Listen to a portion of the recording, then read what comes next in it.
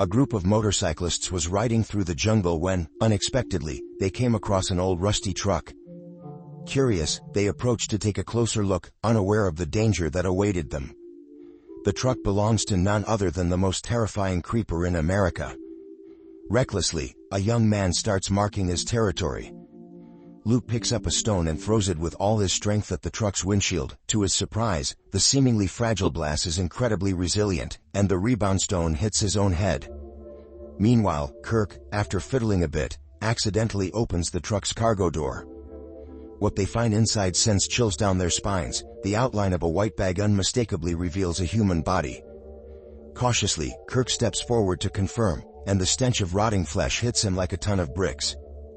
But as soon as he turns, the truck's trap is automatically triggered, making them shrink back in fear. The cargo door closes by itself, and realizing the danger, they bolt. They didn't even have time to put on their helmets, but causing trouble and then trying to escape is never that easy. Suddenly, a tube shoots out from the back of the truck. A harpoon with an attached rope is fired with tremendous speed, hitting Kirk in the calf with precision. Fortunately, the three remaining friends are just and do not leave Kirk to flee alone. However, as is typical in such desolate areas, there is no signal to call for help. They can only try to help each other. But the harpoon is deeply embedded in Kirk's calf, impossible to pull out. Things get worse when the rope begins to slowly retract, dragging Kirk backward. The three friends are at a loss for what to do. The selfish Red chooses to flee, while the other two can only stand by, helplessly watching Kirk being pulled toward the back of the truck. Terrified, Kirk begs his friends to try to call for help again. But just as his companion takes out the phone, a sudden noise comes from above, followed by a body falling from the sky. Before they can react to what is happening, a tall humanoid monster lands on the roof of the truck, flapping its wings. It's the creeper, back from its hunt. The two friends, horrified by this sight, abandon Kirk and run for their lives. The creeper leaps to the ground, stoic, opens the back compartment door of the truck with a touch, raises its right hand, and a spear automatically flies into the creeper's hand. The creature aims at the fleeing friends and, in an instant, the harpoon pierces their bodies, pinning them to a tree like skewers. After a few gasps, they become completely still. With its task accomplished, the creeper retracts its weapon and is about to leave to find its next target when it suddenly catches a strong smell. It's the recent work of Red, which enrages the creeper. With its keen sense of smell, the creeper immediately heads toward the direction where Red fled. Once the creeper fixates on its target, almost no one can escape. The creeper awakens every 23 years and enters a 23-day feeding frenzy. Not only does it possess supernatural immortality, but it can also heal its wounds by consuming humans. The extraordinary sense of smell of the creeper allows it to detect the aroma of fear that emanates from its prey and relentlessly pursue them, no matter where they hide. Later, the police open the truck door and discover several bodies inside. This dilapidated truck is like a mobile slaughterhouse, filled with macabre human remains transformed into horrific souvenirs, sending chills down the officers' spines. An officer sticks his head into the truck's cargo area to investigate, unaware that the truck's trap has already been triggered, and his screams echo through the precinct. The mechanism inside the truck instantly severs one of the officer's arms. No one expected the dilapidated truck to be equipped with such sophisticated traps. They can't even move the bodies out of the truck, leaving Sheriff David furious and powerless. At that moment, more police cars slowly arrive. It turns out that the government formed a special demon hunting squad to capture the creeper. Leading the team is its captain Dan. He encountered the creeper during its last appearance 23 years ago, which is why he was designated to handle this case. But while the two were discussing the case, some officers trying to open the truck triggered another trap, almost killing Dan.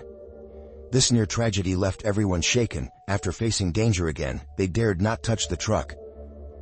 After things calmed down, David took Dan aside and informed him that this time, the creeper's wrath resulted in the death of 3 officers and a prisoner, as well as the abduction of a civilian. But in just a few minutes, some officers rush to report that the truck has already been towed. Dan curses furiously because, based on his experience, he knows that the creeper will definitely retrieve its beloved truck. This means that the tow truck driver is in serious danger. As they contact Officer Dana and the tow truck driver Frank over the radio, the creeper silently appears in the tow truck with an axe in hand.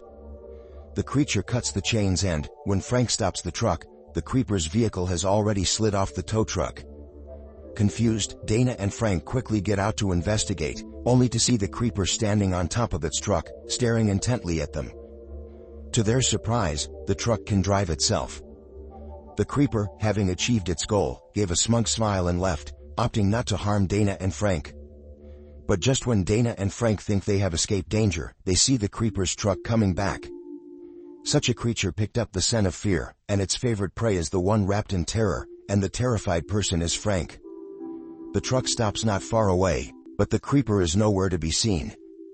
As they look around, the creeper suddenly descends from above, grabs Frank, and throws him to the ground. Dana quickly points her gun at the creeper, but the creeper makes a contemptuous gesture.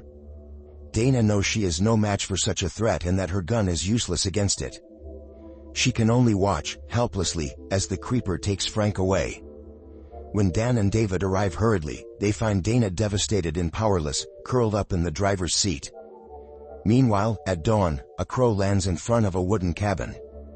A frail old woman slowly steps out, looking ahead beneath the tree. A figure waves to her. Galen's expression is sad because the man is her deceased son, Kenny.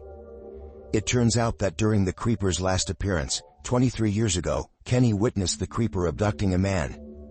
Terrified, Kenny stepped out of the car to investigate, only to see a machete fall onto the hood, followed by a severed hand from the creeper falling from the sky. Curious, Kenny took the still-moving hand home and hid it in the barn, without telling his mother. But the horses, sensing the evil aura of the hand, rushed out of the barn in search of safety. Kenny buried the hand under the large tree in front of the house, but in the end, Kenny could not escape the creeper's hunt because he had touched the severed hand. Now, with the creeper reappearing in town, it is likely that he has come to reclaim his hand. The entire town would become the hunting ground for that evil. Kenny's spirit tells his mother to take her granddaughter Addison and leave immediately or they will become the next targets of the creeper. This scene is witnessed by Addison, who has just woken up, but she is no longer surprised. Since her father left, her grandmother has been acting this way. Addison's only companion is her pet horse. She wanted to ask her grandmother for money to buy hay for the horse, but they have no income and are in debt. Recalling her son's warning, Galen finds an excuse to send Addison to a friend's house for a few days. She plans to confront the creeper alone.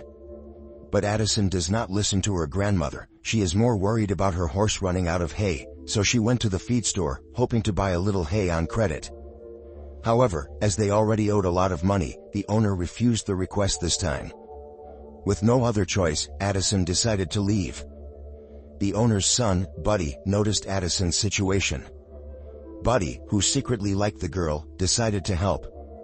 Without his father's permission, he brought several bales of hay to Addison's farm for free. Although Addison was a bit embarrassed, she gladly accepted the hay to prevent her horse from starving. She promised that she would pay Buddy back when she had the money. Later, Addison accompanied Buddy to the neighboring field to deliver the feed, where they stumbled upon a strange scene. Several horses, frightened, had fled the pen, and the farm workers were nowhere to be found. When Buddy went out to investigate, he found the farm owner trembling. 2 workers were hiding beneath a nearby tank. They seemed to have encountered something terrifying. The farm owner insisted that Buddy call the police immediately. As Buddy returned to the car and was about to make the call, a bloodied man suddenly appeared at the window, startling them. Before they could recover from the shock, another dark figure loomed overhead. It was the creeper, landing beside the tank to attack the workers hiding underneath. Seeing the tank being overturned by tremendous force, they realized the creeper was behind them. The creature noticed them and released the workers, seeming more interested in the prey inside the car. When they looked up again, the creeper had vanished. Buddy tried to start the truck to leave, but it wouldn't start. Suddenly, the creeper appeared outside, eyes closed, sniffing for the scent of fear. It showed no interest in Buddy but focused on Addison sitting next to him. The creeper immediately flew over to Addison's side and used its hand to wipe away the blood on the car window. Its strange nose flared as it sniffed. After confirming that Addison was the prey it wanted, the creeper let out an excited roar, shattering the glass. It then smashed the truck window with a single punch, easily flipped the truck, and grabbed Addison. By the time Buddy realized what had happened, they were gone. The creeper didn't eat Addison right away after dragging her into the truck. Instead, it chose to continue hunting, giving Addison a chance to survive. When Addison untied herself, she saw Kirk, the boy who had been injured by the truck's harpoon, inside the cargo area. Since they were from the same town, they recognized each other. They planned to escape before the creeper returned, knowing there was a trap at the back. Kirk decided to exit through the front, but he didn't realize there was also a trap on the passenger side. As soon as Kirk touched the door handle, a steel pipe shot out, killing him instantly. Terrified, Addison stayed put, not daring to move. Meanwhile, at the farm, Galen was determined to find out what had happened to her son. Ignoring her spirit's warning, she dug up the severed hand.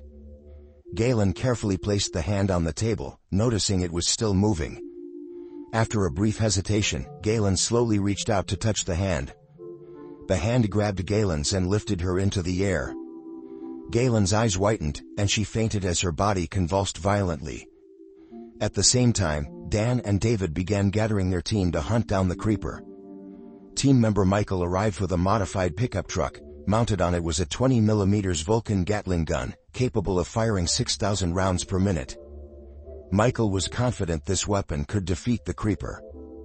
Just as the team finished assembling and prepared to search for the creeper, Galen, who had regained consciousness, called Dan and David over.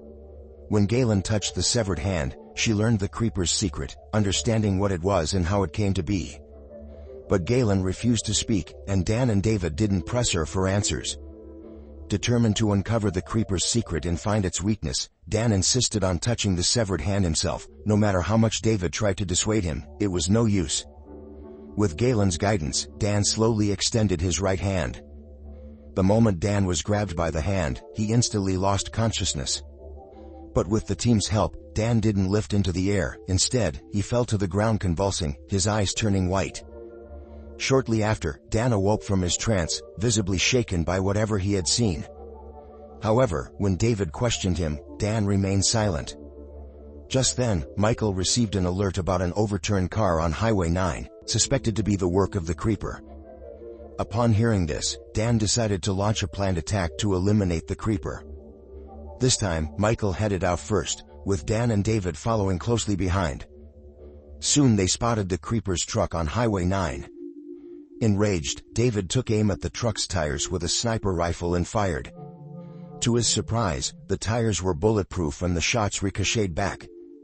David then aimed at the truck's body, but the results were the same. The creeper retaliated by tossing a bomb, which Dan narrowly avoided by swerving the car. However, the bomb had a tracking system and returned. In the next second, fortunately, David's precise aim allowed him to shoot and detonate the bomb. At this moment, Michael arrived from the other side, ready to take down the creeper with his Vulcan Gatling gun. Seeing this, Dan felt a surge of dread and quickly radioed Michael, urging him not to fire. They knew the bullets would be ineffective and would rebound all attacks, but Michael didn't hear Dan's warning, and the Gatling gun started firing. As expected, the bullets bounced back, killing Michael and the driver instantly. A bomb was then thrown, sending the pickup truck flying. Another bomb was hurled at Dan and David, and this time they couldn't dodge it, also getting blown into the air. Luckily, they only sustained minor injuries, but the creeper, driving its truck, followed them, stopping nearby and honking the horn maniacally to taunt them. David, holding his shotgun, stepped out of the car, ready for a final showdown with the creeper. Dan, who came up behind him, told David to stay calm and not let the creeper smell his fear, or he would surely die. Seeing Michael's pickup truck nearby, Dan decided they should split up. He would go start the Gatling gun while David provided cover fire. When David turned around, Dan had already disappeared. The creeper, wielding an axe, was advancing step by step. David fired his rifle, but the creeper effortlessly blocked the shot with his axe. David stood and fired another shot, knocking off the creeper's